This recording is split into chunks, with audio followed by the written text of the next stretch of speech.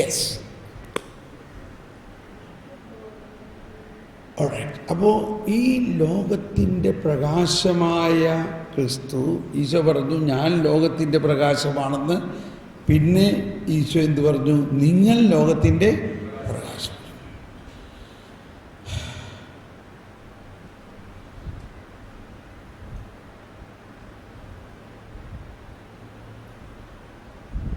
അപ്പോൾ മാമോദീസയെക്കുറിച്ച് ഇപ്പം ഞാനതൊന്നും ഇവിടെ അധികം പറയാൻ ഇഷ്ടപ്പെടുന്നില്ല. പലരും അങ്ങനെ മാമോദീസയെക്കുറിച്ച് അല്ലെങ്കിൽ വികലമായ രീതിയിൽ ചിന്തിക്കുകയും അതിനെക്കുറിച്ച് മറ്റുള്ളവർ പറഞ്ഞേക്കണത് നിങ്ങളുടെ മാമോദീസയ്ക്ക് വിലയൊന്നുമില്ല, ഇത് നമ്മൾ വലുതായി മാമോദീസ സ്വീകരിച്ചാലേ വിലയുള്ളൂ എന്നൊക്കെ, ഇങ്ങനെയൊക്കെ ഉള്ളത് നമ്മുടെ തലയിൽ കയറി വന്ന് അതൊക്കെ റിജക്റ്റ് ചെയ്യണം.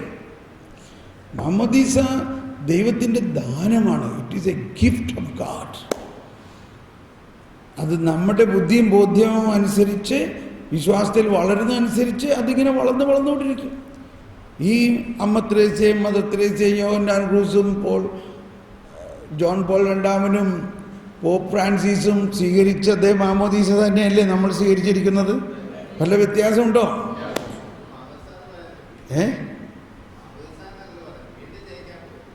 വീണ്ടിച്ച്. ഓക്കെ. അപ്പോൾ നമ്മൾ മാമോദീസയിൽ ഓക്കെ. ഇനി മനസ്സിലാക്കേണ്ട പ്രധാന ഘടകം വീണ്ടും പുതിയ സൃഷ്ടി. 1265 മാമോദീസ എല്ലാ പാപങ്ങളിൽ നിന്നും ശുദ്ധീകരിക്കുക മാത്രമല്ല, വിശ്വാസത്തിലെ നവജാതനെ ഒരു പുതിയ സൃഷ്ടിയാക്കുകയും ചെയ്യുന്നു. പുതിയ സൃഷ്ടി നമ്മൾ കുറേ പറഞ്ഞു ഇല്ലേ? അത് മാമോദീസയിലാണ് അത് സംഭവിക്കുന്നത്. ദൈവത്തിൻ്റെ ദത്തപുത്രനും തൽഫലമായി ദൈവിക സ്വഭാവത്തിൽ പങ്കാളിയും ക്രിസ്തുവിൻ്റെ അവയവവും അവിടുത്തെ സഹാവകാശിയും പരിശുദ്ധാത്മാവിൻ്റെ ആലയവുമാക്കുന്നു.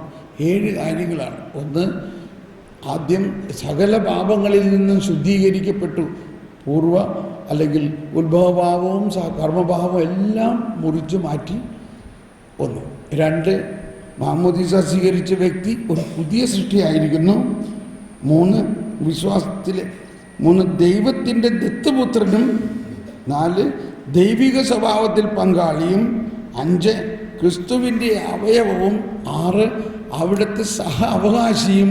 7, പരിശുദ്ധാത്മാവിൻ്റെ ആലയവുമാകുന്നു. ഇത്രയൊക്കെ മതിയെന്ന് തോന്നണില്ലേ? ഇനി വിശദമായിട്ട് പോകണ്ട, നമ്മൾ അടുത്ത ക്ലാസ്സിലേക്ക് പോകാം. അപ്പോൾ നമുക്കൊന്ന് സ്തുതിച്ച് പ്രാർത്ഥിച്ചിട്ട് ഒന്ന് നന്ദി പറഞ്ഞ് ഈ മാമോദീസയിലൂടെ നമ്മളിലേക്ക് ഒഴുകിയിരിക്കുന്ന ആ കൃപാവരം ആർക്കും അകറ്റാൻ പറ്റില്ല, ആർക്കും അകറ്റാൻ പറ്റില്ല. ഒന്ന് എഴുന്നേറ്റ് നിന്നൊന്ന് സ്തുതിക്കാം, എഴുന്നേറ്റ് നിന്ന് സ്തുതിക്കാം. യേശുവേ സ്തോത്രം, യേശുവേ മഹത്വം. Hallelujah, hallelujah, hallelujah. യേശുവേ സ്തോത്രം, യേശുവേ മഹത്വം. Praise you, Jesus. Thank you, Lord. Thank you.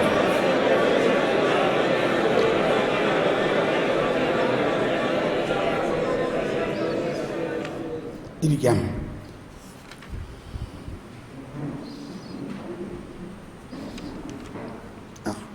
ഇനി മാമോദീസയിൽ വീണ്ടും മാമോദീസയിലേക്ക് തന്നെ പോവാം.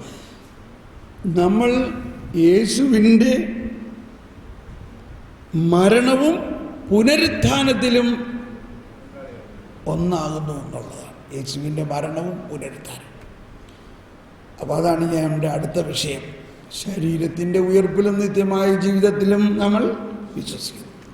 അപ്പോൾ ഈ ശരീരത്തിൻ്റെ ഉയർപ്പിലുള്ള വിശ്വാസമാണ് നമുക്ക് ഉണ്ടാകേണ്ട മറ്റൊരു പ്രധാന കാര്യം.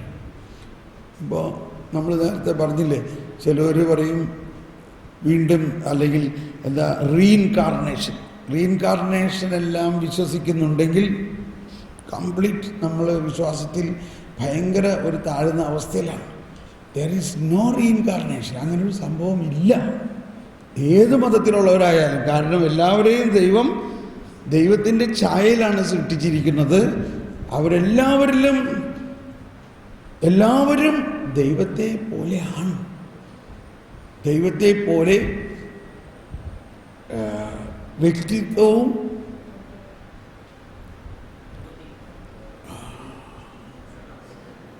വ്യക്തിത്വവും സാദൃശ്യവും ഉണ്ട്. അപ്പോൾ അത് വലിയൊരു കാര്യമാണ്. നമ്മൾ ആരെ കാണുമ്പോഴും ഒരു സുവിശേഷവൽക്കരണത്തിൻ്റെ ഘടകം ഇതാണ്. നമ്മൾ ആരെയും സുവിശേഷവൽക്കരിക്കില്ല. എന്തിനാണ് ഹിന്ദുക്കളെയും മുസ്ലിങ്ങളെയും എല്ലാം കർത്താവിനെ കുറിച്ച് പറയേണ്ടത്? അവൻ കർത്താവിനെ പോലെ തന്നെയുള്ള ഒരു വ്യക്തിയാണെന്ന് നമ്മൾ ആദ്യം കാണണം. ഞാൻ വളരെയധികം സുവിശേഷ വേല ഉത്തരേന്ത്യയിൽ ചെയ്തിട്ടുള്ളതാണ്.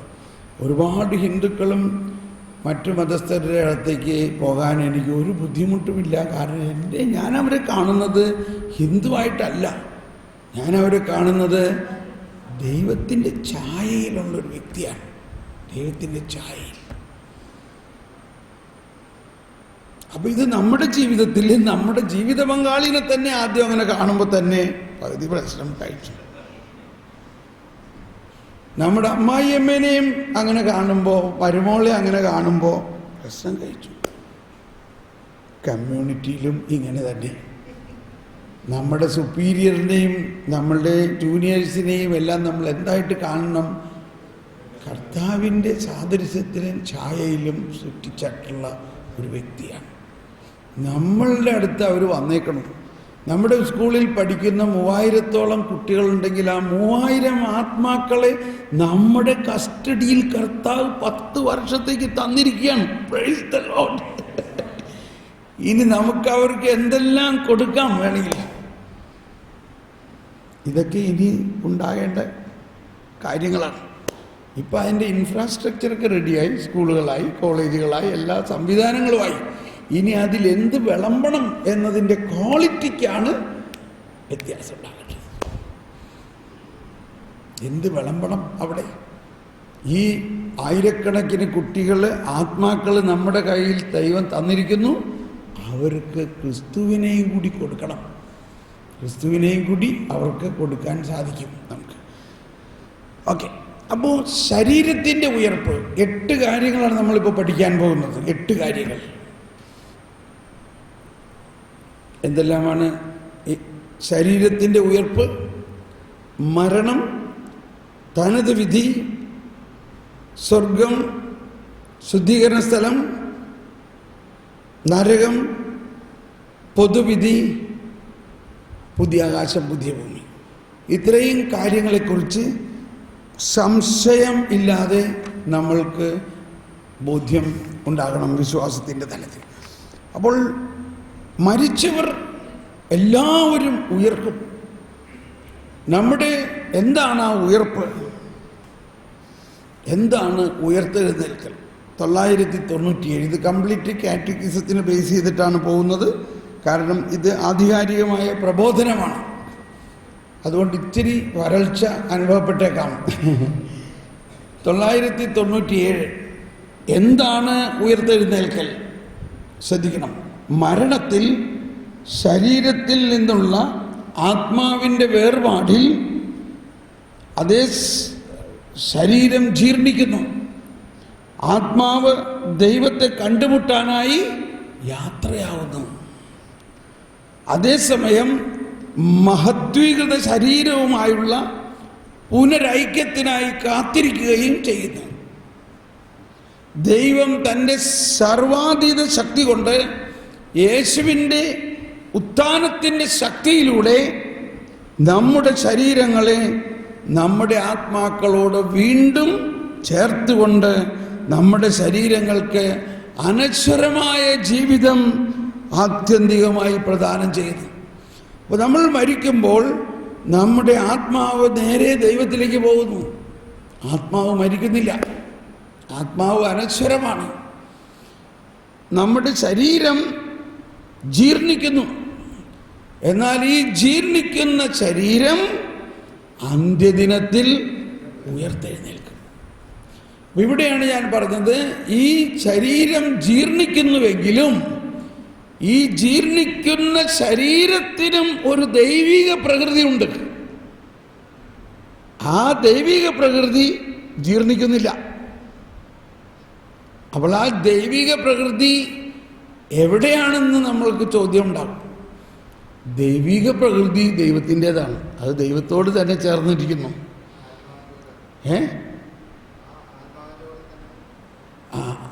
അങ്ങനെയല്ല അതിൻ്റെ കണക്ക്. ആത്മാവ് ശരീരവും തമ്മിൽ വേർപെട്ടപ്പോഴാണ് മരണം ഉണ്ടാകുന്നത്. ആത്മാവും ശരീരവും വേർപെട്ടു. ഈ വേർപെട്ട അവസ്ഥയിൽ ആത്മാവ് ദൈവത്തിലേക്ക് പോയി, ശരീരം മണ്ണിലേക്ക് പോയി. ഈ ശരീരത്തിലുള്ള ദൈവിക പ്രകൃതി വേറെ ഉണ്ട്. ഈ ദൈവിക പ്രകൃതിയാണ് അന്ത്യദിനത്തിൽ ഈ ശരീരത്തെ ഉയർപ്പിക്കുന്നത്. പക്ഷേ ഈ ശരീരം മണ്ണായി പോയിരിക്കുന്നു. അപ്പോൾ അതിനെ ഉയർപ്പിക്കുന്നു എന്ന് പറഞ്ഞാൽ പുതിയ ഒരു ശരീരം ഉണ്ടാക്കുകയാണ്. എന്താണ് ആ പുതിയ ശരീരം? ഒരു ആത്മീയ ശരീരം.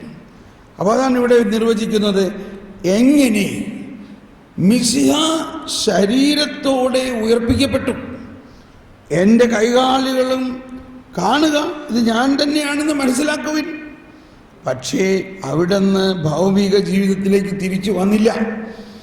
അതുപോലെ അവിടുന്നിൽ എല്ലാവരും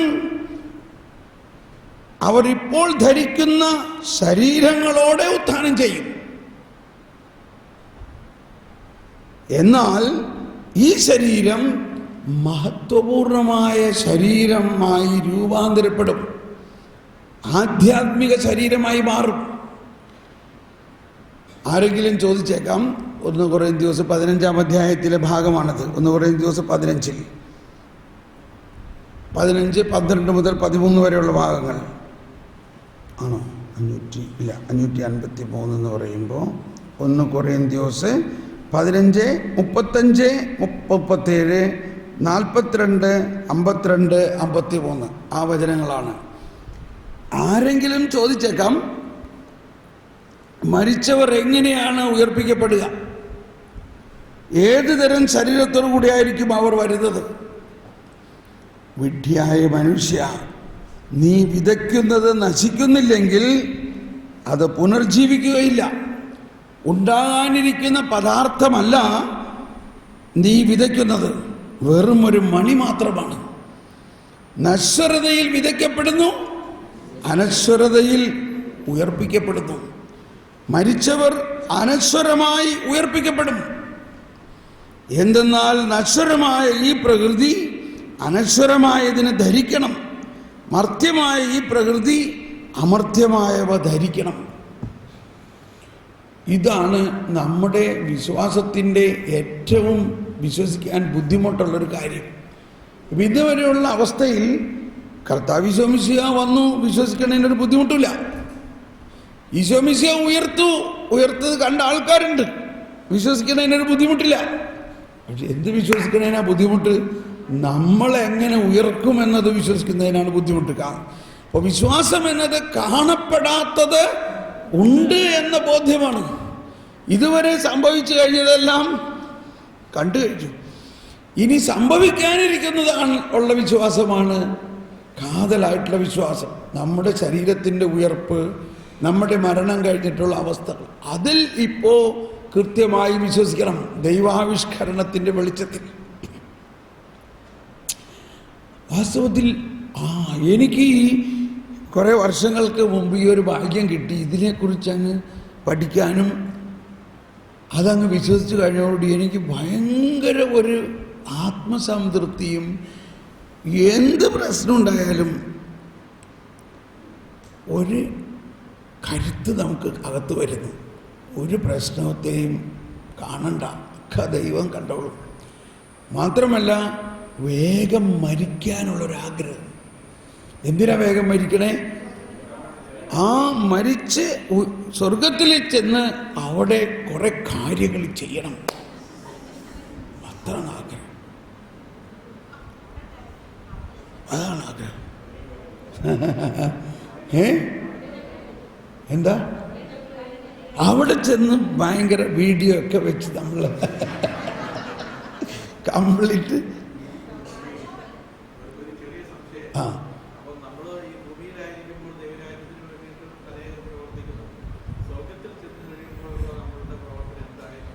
അയ്യോ പറയാം ഇത്തിരി ചിന്തിച്ചാൽ മതി. നിങ്ങൾ അൽഫോൻസാമയുടെ നാട്ടുകാരല്ലേ? അൽഫോൻസാമ പ്രവർത്തിക്കുന്നുണ്ടോ? ഏബ്രാസ്യമ്മ പ്രവർത്തിക്കുന്നുണ്ടോ? എലിയാസ് അച്ഛൻ പ്രവർത്തിക്കുന്നുണ്ടോ? കൊച്ചുത്രേസ്യ പുണ്യവതി പ്രവർത്തിക്കുന്നുണ്ടോ? അപ്പോൾ ഇതാണ് ഈ വിശുദ്ധന്മാരെ കുറിച്ച് നമ്മളിപ്പോൾ പഠിക്കുന്നതിൻ്റെ കാര്യം. നമ്മളും സ്വർഗത്തിൽ ചെന്നാൽ ഇവരെ പോലെ തന്നെ അവിടെ പ്രവർത്തിക്കുന്നവരായിരിക്കും. സിമ്പിൾ. മനസ്സിലായോ? വിശുദ്ധന്മാരുടെ ജീവിതത്തെക്കുറിച്ച് നമ്മൾ പഠിക്കുന്നത്, ഇതിപ്പോൾ വേറൊരു കാര്യം കൂടി ഓർമ്മിക്കാൻ കേട്ടോ. നമ്മൾ ഈ ദണ്ഡവിമോചനത്തിൻ്റെ പുറകെ നടക്കുകയാണ്, എങ്ങനെയെങ്കിലും സംഭവം കടമൊക്കെ സെറ്റിലാക്കാനായിട്ട്. ഈ ദണ്ഡവിമോചനത്തിൻ്റെ ദൈവശാസ്ത്രത്തെക്കുറിച്ച് മനസ്സിലാക്കണം. ഇതൊരു കച്ചവട പ്രസ്ഥാനമല്ലത്. എങ്ങനെയാണ് ഈ ദണ്ഡവിമോചനം നമുക്ക് കിട്ടുന്നത്? ഈ ദണ്ഡവിമോചനം കിട്ടുന്നത് അനേകം വിശുദ്ധരുടെ ബാങ്ക് ബാലൻസിൽ നിന്ന് നമുക്കിങ്ങനെ ഫ്രീ ആയിട്ട് തരണതാണ്. അവരവിടെ അതൊന്ന് വായിക്കാട്ടോ, അതൊന്ന് വായിക്കാം, അത് നല്ലൊരാശയമാണ്. ഈ ദണ്ഡവിമോചനം നമുക്ക് കിട്ടുന്നത് സഭയുടെ ട്രഷറിയിൽ നിന്നാണ്. ട്രഷറി, നമ്മളിപ്പോൾ പോപ്പ് ട്രഷറി തുറന്ന് കാലിയാക്കാണ്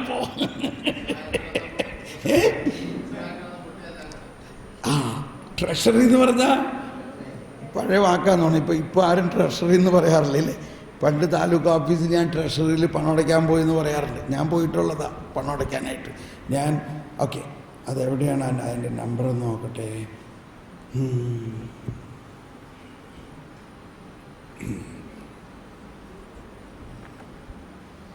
സബ്ജക്റ്റ് മാറിപ്പോണമെന്നില്ലല്ലോ, എങ്കിലും അത് കുമ്പസാരത്തെക്കുറിച്ച് പറഞ്ഞു കഴിഞ്ഞിട്ടാണ്, കുമ്പസാരം എന്ന കൂദാശ കഴിഞ്ഞിട്ടാണ് ഈ ദണ്ഡവിമോചനത്തെക്കുറിച്ചുള്ള തിരുപ്പട്ടം. അപ്പോൾ ഇത്ര മനസ്സിലാക്കാനുള്ളൂ. ഈ ദണ്ഡവിമോചനം നമുക്ക് തരുന്നത് സഭയുടെ ട്രഷറിയിൽ നിന്നാണ്. ട്രഷറി, ഭണ്ഡാകാരം, സഭയുടെ ഭണ്ഡാകാരം. ആ സഭയുടെ ഭണ്ഡാകാരത്തിൽ ഇത്രയും വലിയ നിധി എങ്ങനെ വന്നു? നിധി വന്നത് അനേകം വിശുദ്ധന്മാരുടെ നന്മപ്രവൃത്തികളും അവരുടെ പ്രാർത്ഥനകളുമാണ്.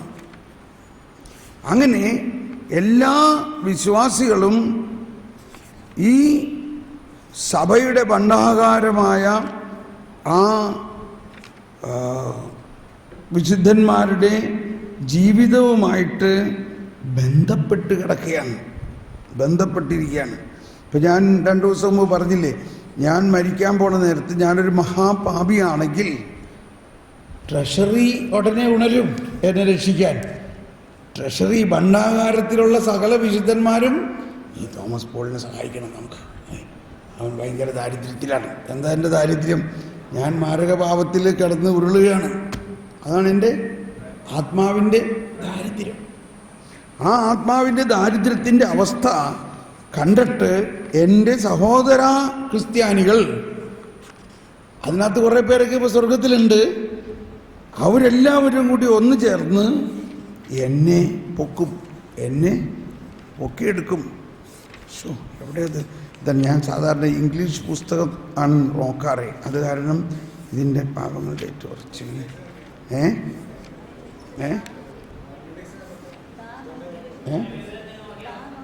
ഇല്ല, കിട്ടി.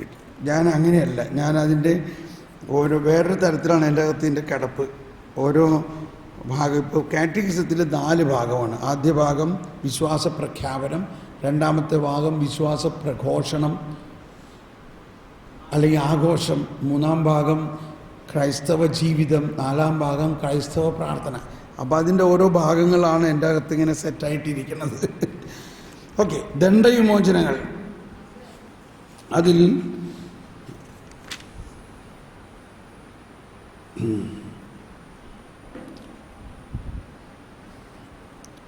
അപരാധ വിമുക്തമായ പാപങ്ങളുടെ കാലിക ശിക്ഷയിൽ നിന്ന് ദൈവമുമ്പാകെയുള്ള ഇളവ് ചെയ്യലാണ് ദണ്ഡവിമോചനം. നിർദ്ദിഷ്ടമായ ചില വ്യവസ്ഥകൾ പാലിച്ചുകൊണ്ട് തക്ക മനോഭാവമുള്ള ക്രിസ്തീയ വിശ്വാസി അത് നേടിയെടുക്കുന്നു. വീണ്ടെടുപ്പിൻ്റെ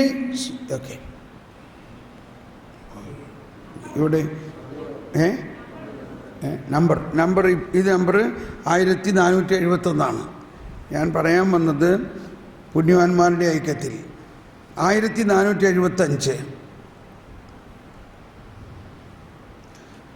474 തൻ്റെ പാപത്തിൽ നിന്ന് തന്നെ ശുദ്ധീകരിക്കുവാനും ദൈവത്തിൻ്റെ കൃപാവര സഹായത്താൽ തന്നെ വിശുദ്ധീകരിക്കുവാനും പരിശ്രമിക്കുന്ന ക്രിസ്ത്യാനി ഒറ്റപ്പെട്ടവൻ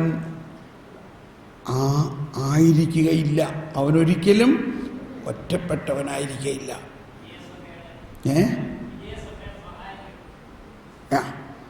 ദൈവമക്കളിൽ ഓരോരുത്തൻ്റെയും ജീവിതം ക്രിസ്തുവിലും ക്രിസ്തുവിലൂടെയും വിസ്മരണീയമായ വിധത്തിൽ എല്ലാ ക്രൈസ്തവ സഹോദരങ്ങളുടെയും ജീവിതവുമായി ക്രിസ്തുവിൻ്റെ ഭൗതിക ശരീരത്തിൻ്റെ പ്രകൃത്യാതീതമായ ഐക്യത്തിൽ ഒറ്റ ഭൗതിക വ്യക്തിയിൽ എന്ന പോലെ കൂട്ടിച്ചേർന്നിരിക്കുന്നു. Price the Lord. ഇതാണ് ഞാൻ ഉദ്ദേശിച്ചത്.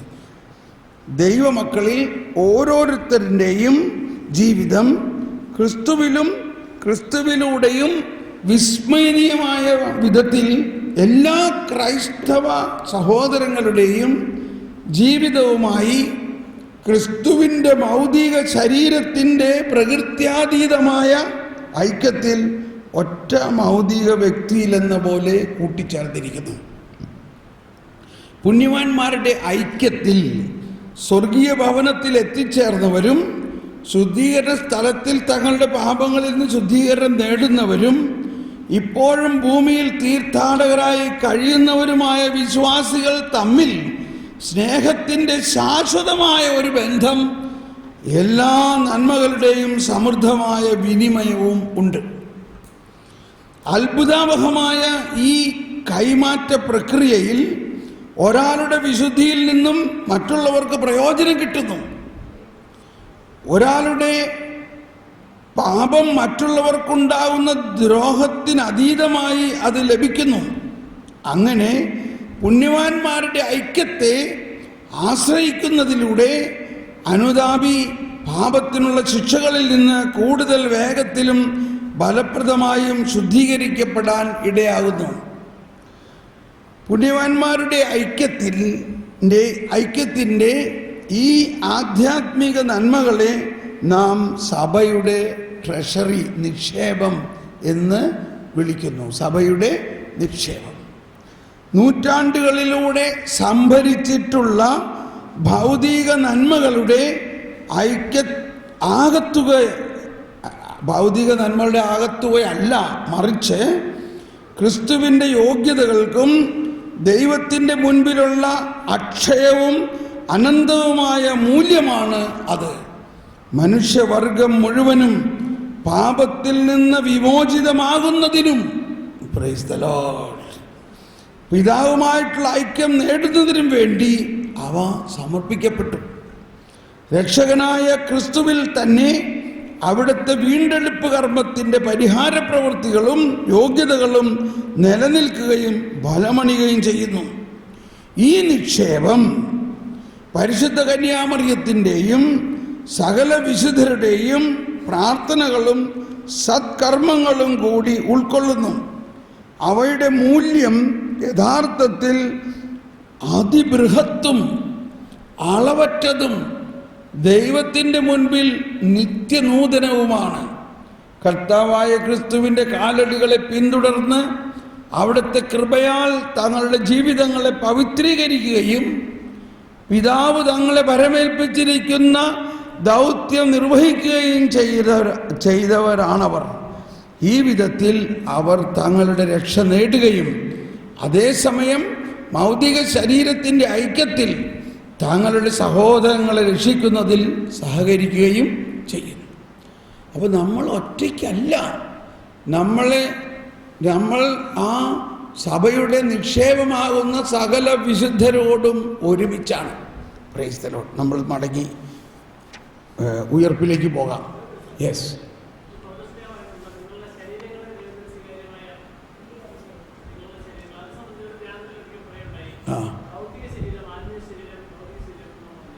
നിങ്ങളുടെ ശരീരങ്ങളെ ദൈവത്തിന് സ്വീകാര്യമായ ബലിവസ്തുവായി.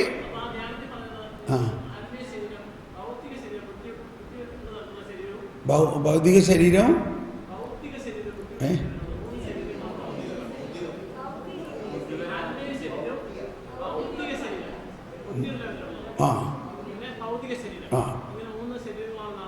ഓക്കെ, അതൊക്കെ അങ്ങേരോട് തന്നെ ചോദിക്കണം.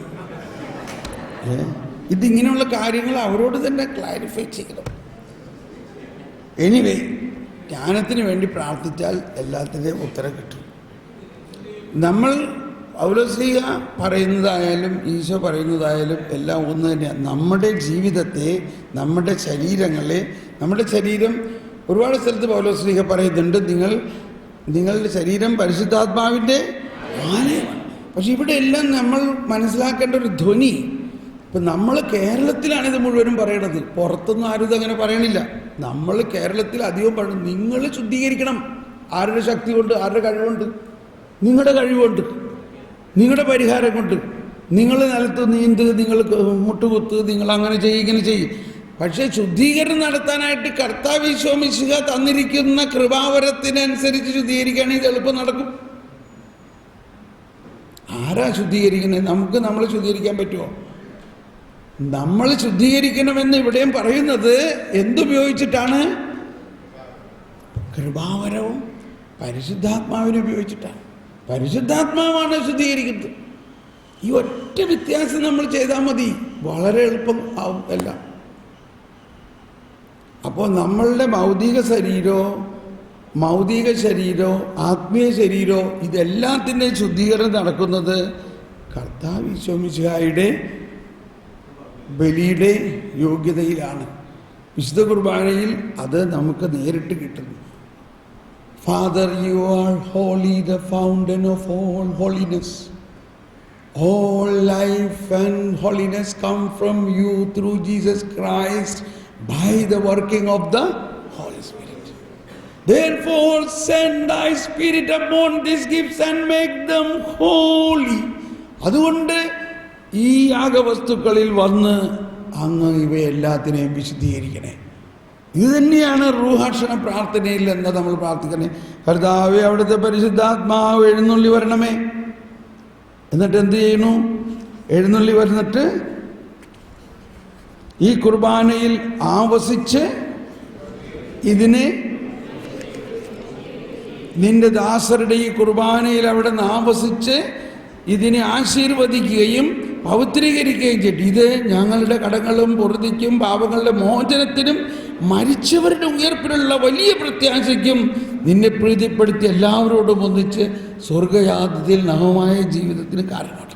അപ്പം ഈ സംഭവം ആ നേരത്ത് നടക്കുകയാണെന്നേ. ഇതിലും വലിയ ഒരു ശുദ്ധീകരണം നമുക്ക് എങ്ങനെയൊക്കെ കിട്ടും? വേറെ കിട്ടാനുണ്ടോ? അപ്പം ഈ ഒരു ശുദ്ധീകരണം നടക്കുന്ന സമയത്ത് നമ്മുടെ ബുദ്ധിയും ബോധ്യത്തിനും അപ്പുറത്ത് ദൈവം എല്ലാത്തിലും കടന്നു ചെല്ലുന്നു. ദൈവം നമ്മുടെ ഭാവനയിൽ ചെല്ലുന്നു, ദൈവം നമ്മുടെ ചിന്തയിൽ ചെല്ലുന്നു, നമ്മുടെ മനസ്സിൽ ചെല്ലുന്നു. നമ്മളാകുന്ന ടോട്ടൽ പേഴ്സൺ മാറുന്നു. Total person. ഇതിനെ മുറുക്കെ പിടിക്കാനാണ് ഞാനീ പറയണത്. അത് കഴിഞ്ഞിട്ട് വീണ്ടും പറയാണ്, കർത്താവായ ദൈവമേ, ഞങ്ങൾക്ക് വേണ്ടിയുള്ള അങ്ങയുടെ മഹനീയവും വിസ്മയനീയവുമായ ഈ രക്ഷാപദ്ധതിയെക്കുറിച്ച് അങ്ങയെ ഞങ്ങൾ നിരന്തരം പ്രകീർത്തിക്കുന്നു. അങ്ങയുടെ അഭിഷിക്തന്റെ അമൂല്യ രക്തത്താൽ രക്ഷിക്കപ്പെട്ട ഒന്നെല്ലാവരും പറഞ്ഞേ, രക്ഷിക്കപ്പെട്ട സഭയിൽ സന്തോഷത്തോടും പ്രത്യാശയോടും കൂടെ ഞങ്ങൾ അങ്ങേക്ക് കൃതജ്ഞതയും. നമ്മൾ നന്ദി പറഞ്ഞാൽ മതി. കർത്താവ് എല്ലാം ചെയ്ത് കഴിഞ്ഞിരിക്കുന്നു. കുർബാന എന്നത് യൂക്കറിസ്തി ആയതിനാൽ താങ്ക്സ് ഗിവിംഗ് എന്നാണ് അർത്ഥം. ഇപ്പം ഞാൻ പറഞ്ഞത് ഒരു കോൺഫ്ലിക്റ്റിലല്ല, ഇതെല്ലാം ഉണ്ടാകണമായിരിക്കും. പക്ഷെ ഇതൊക്കെ ആര് ചെയ്യണം? പരിശുദ്ധാത്മാവ് ചെയ്യണു, ചെയ്തുകൊണ്ടിരിക്കുന്നു, ചെയ്ത് കഴിഞ്ഞിരിക്കുന്നു. Price the Lord. സാർ എന്താ?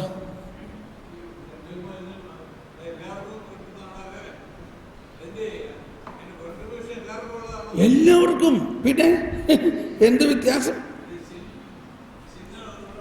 സിന്നുള്ളവർക്കല്ലേ കൂടുതൽ കോൺട്രിബ്യൂഷൻ്റെ അവകാശം.